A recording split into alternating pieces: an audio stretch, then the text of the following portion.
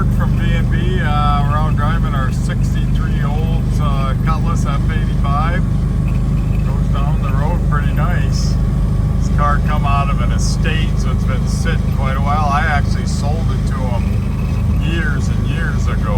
So, but these are pretty cool cars. Little V8 automatic.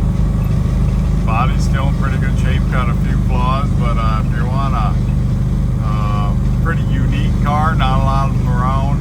You won't see one at every show and shine and you go, or you'll get questions. So what is that? Well, it's a Cutlass F85. So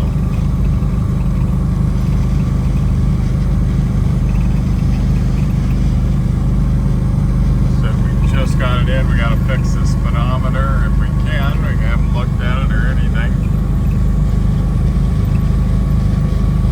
Good sounding dual exhaust. Doesn't, as far as driving, I don't think it needs anything. No vibration. You can see the steering wheel, aftermarket steering wheel. Kind of 2 fingers on it, so nice. Drives nice.